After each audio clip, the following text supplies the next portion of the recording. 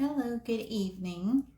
So, you can see a little bit behind me about what I've been working on the past couple days here. So, I decided to redo the room this is my personal room that I share with Maddie. As far as this is where I go and do my tarot and some of my crafting. And Maddie comes down to this room as well and she does some of her art. I have not fully got all of my furniture moved back into my room yet, but you can kind of check out what I've been doing. Like, it's really cool. It's like way cheerful. I think that even during, say, the winter time when I come down into this room to work, it's just like a really artsy, cheerful room. I gravitate toward bright colors, and right now it's like being in a cavern. It's very what's the word, cavernous, where I can like echo a bit. So this is kind of trippy. Hi, Patrice. And of course, welcome. I'm gonna go ahead and get logged on to my Facebook here on my laptop just to make sure that I see everybody's comments here. So bear with me. But yes, it's cool. It's something how a couple coats of paint will it changes the feel of a room. And this is now like such a loud, fun room. I'm looking forward to getting my stuff up and my furniture situated, I think. But no, it's been really fun just blasting my music and just painting the heck out of it. You know, it's really cool. So let's see here. All right, so I have found my go live. So I'm going to go ahead and silence me so I'm not having to listen to myself here. So tonight we're going to continue as far as like looking at the various different spreads. And we're going to go into what we call the 5-card relationship spread.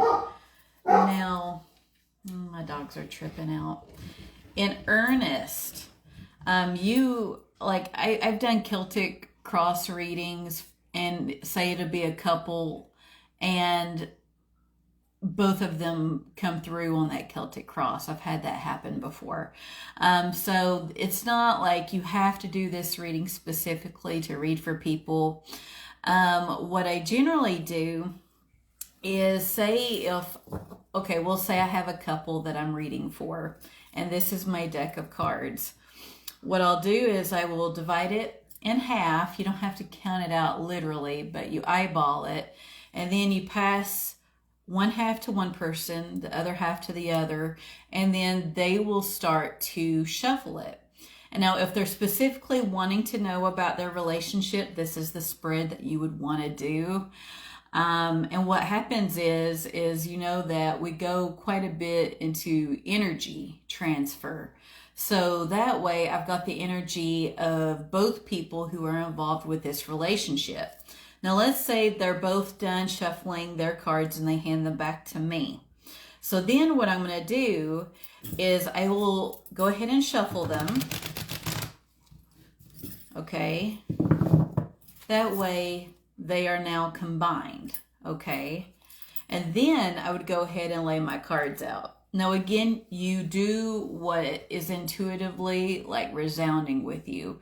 So I am telling you what resounds with me and how I would do this spread, but feel free to tweak it however you would like to, because again, there's no hard set rules in tarot. Now, I am going to point my camera downward so you guys can see my table as I put these cards out, okay? So, and this is as far as this is going to go down for me. So I'd go ahead and do this. And this is a pretty simple spread. We've got the 5 cards, but you know, tarot tells us a lot of info. So a lot, can be gathered even by 1 card, let alone, 5, right? So we'll go ahead, we'll flip them over.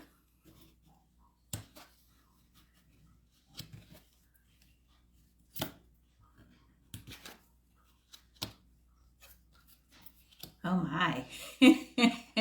Let me make sure my camera is on point. And if you guys have any questions, feel free to chime in.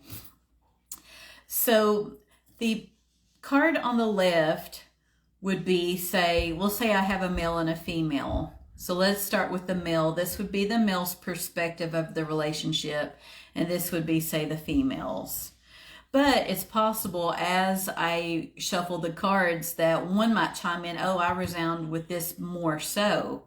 So what you could say is, as you're doing the reading, you could, basically reflect that the middle card is the current state of the relationship.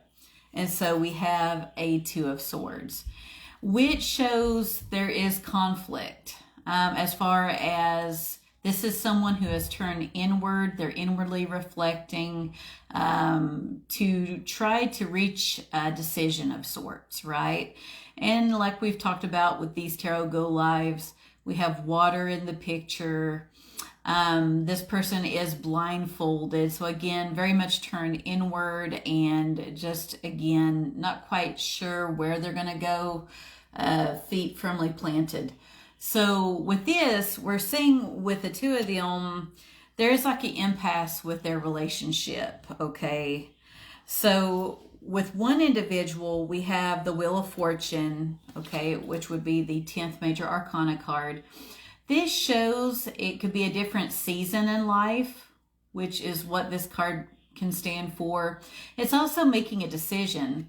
So think of this wheel like when you spin, like one of those little flipper things that come with a board game, and you're waiting to see where it lands to determine how many spaces you're going to move forward. That's essentially what this is. So with one person, it looks like they've made a decision, or they're about to make a decision about the relationship, because with this, we are at a turning point, right? Now, with our other card, which would symbolize the other individual, we have the Page of Swords. The page is very, again, they're messengers, naive, green, 1 foot planted, while the other one is slightly turned up from the ground. They're more like your thinkers. So with this one, we have one person who might be thinking about moving forward with the relationship, but is still a bit reluctant, but they're totally considering it. Still very much in that thinking and planning phase. And then this is one that is more so at a point to either go ahead and make the decision to go into this relationship, or it might be a bad time in their life where they're going through a totally different season in life, where maybe that's why they're conflicted. You know, it might have really not everything to do with this individual, but other factors in their life as well. Now, the card that's on the bottom of this cross, this one right here, this would be the foundation of the relationship, which is the Tower. So this does reflect chaos. This could be something that has been stewing for quite some time, and it could especially be reflective of this person who really feels a bit tied and they're going through changes. As far as just this complete turmoil, upheaval, chaos, not really feeling like, relationship-wise, that they would have very good footing in a relationship, especially if there's a lot going on, right, in life in general. And then this portion, which is, I hope you guys can see it, and I think you can, which would be the top of the cross, would be, say, the Eight of Wands, which basically could mean that one of them or either both of them have different things going on. So with this card, we generally have a lot of like emails, calls, demands on their time, to where this is exciting, this energy, right? There's a lot going on, but it doesn't leave a lot of time for relationships either. If someone has other ties elsewhere that they're having to contend with, Oh, very cool, honey. Thank you for telling me that you can see it. Because it's like I'm at a weird angle trying to talk about what I'm looking at here. So if that makes sense. So this would as of right now, if I was reading for somebody, that would be the outcome as per where they currently were in life. And this, of course, as with anything in tarot, can change based on the actions and decisions that people make. So like I talked about my past couple go lives with these spreads. Now, if you're reading for people and you're having this dialogue with them and they're kind of thrown off about a card. So let's say it would be this card, this Wheel of Fortune. Okay, let's say, one of them or either both of them even could be like, this makes sense because of what's going on in our lives, but this one's kind of got us stuck, what else could this mean? And so at most, you're going to pick one clarifier card from the pile, okay? And so I would specifically ask the pile for clarification regarding the Wheel of Fortune, okay, in regards to their relationship, and what this card means. So I would pull only one, and I would get the Two of Wands. So with this energy, which again, each of these represent different energies, each of them represented a different person, okay? So with this, we're seeing the Two of Wands. So it shows somebody that is very much looking at the world. Again, it makes sense with the Eight of Wands where they'd have a lot of opportunities, but they have not yet went to the Three of Wands to where they've decided to make that forward momentum. But they're very much thinking about it. And this would be about being someplace or in a career that really is something they're very passionate about. They really want to do it, but they're hesitant, which would make sense with this overall spread that we're going over. And let's say if the other person I'm reading for is like, hey, could you do a clarifier for mine, right? And I see Rebecca's here. Hi, Rebecca. Welcome. Then I would go ahead and ask for clarification about the Page of Swords. What else do we need to know? And then I would have got the Two of Pentacles.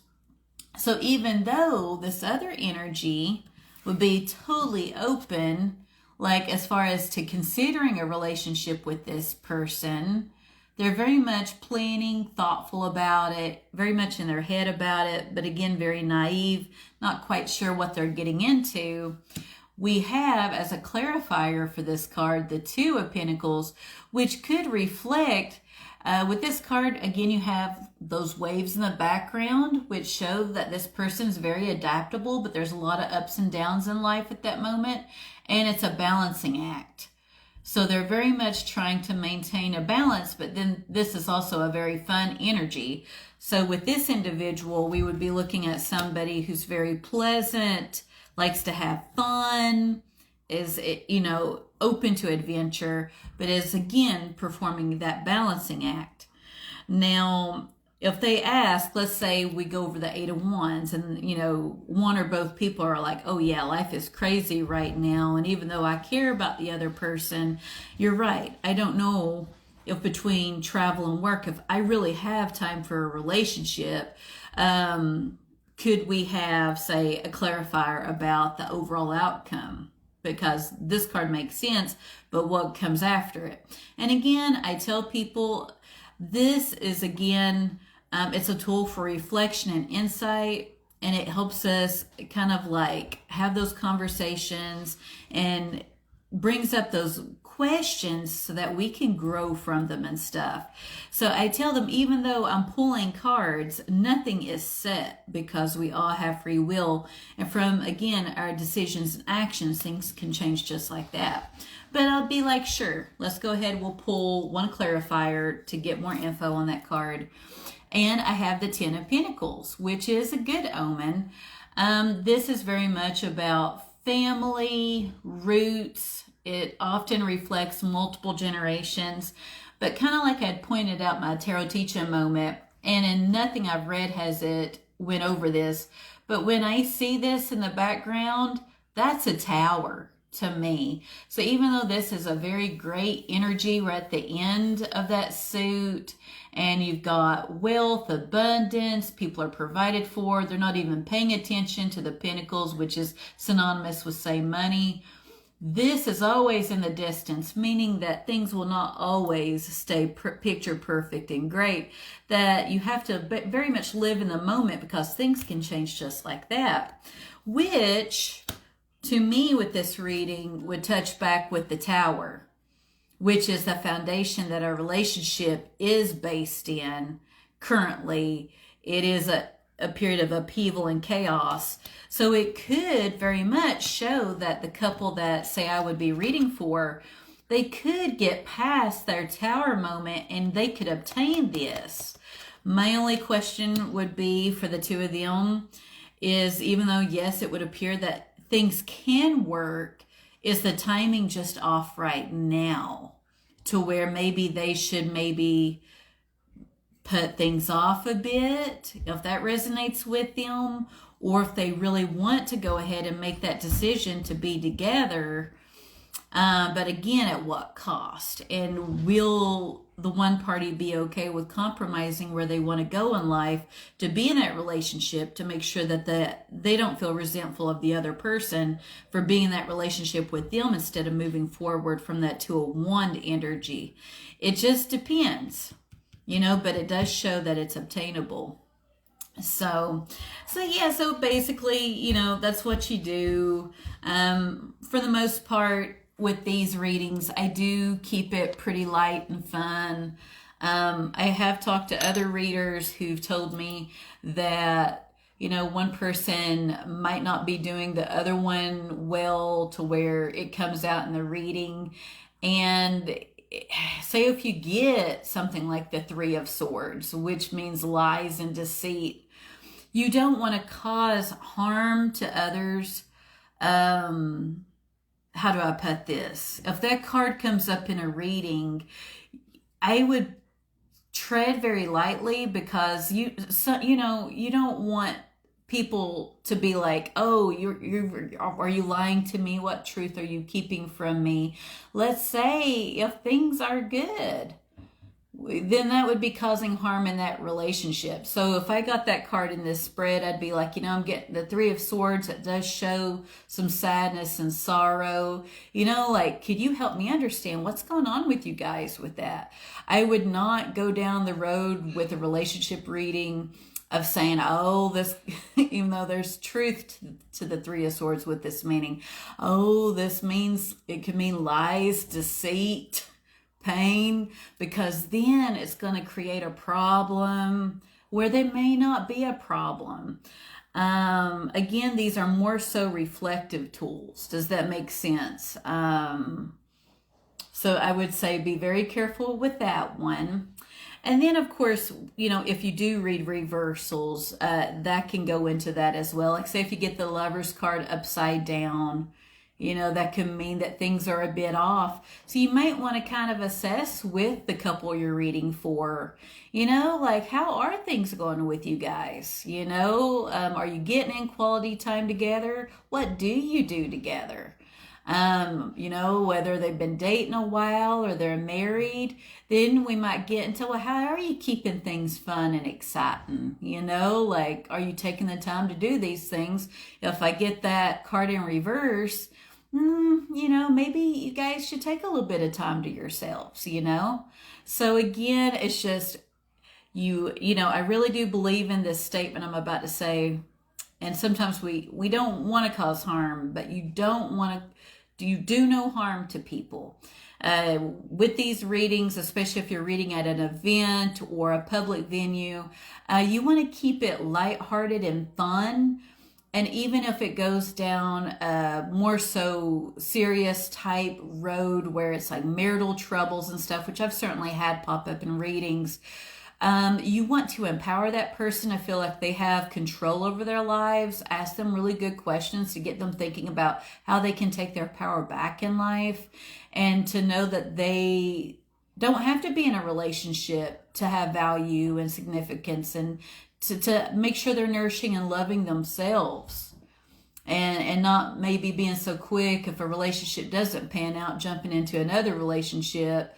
Because I have read for people who will be like, I've never been single, as far as like ever since I got married, and they'd be like, oh, my marriage didn't work out, I went right into another relationship, I can't imagine being alone. Or if they have a bad breakup, they'll be like, it was supposed to happen, but it's like so hard for me to stay away from that person.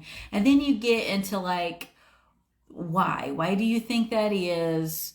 Do you see potential in that relationship or not? And about ways that they can personally heal and have those healthy, ideally healthy responses in relationships versus some of the negative ones that as humans that we do take on at times. But again, you'll always want to keep it lighthearted and fun with people, not so much the doom and gloom. So I think that pretty well wraps, this spread up. And as with any spread, I would offer to take a picture of it for people. And of course, I always wish people well at the end of my readings. I usually end my readings with either a hug or a high five. If people aren't huggers, or sometimes they don't want either. And I'm like, well, it's all good. I wish you well and thank you for your time.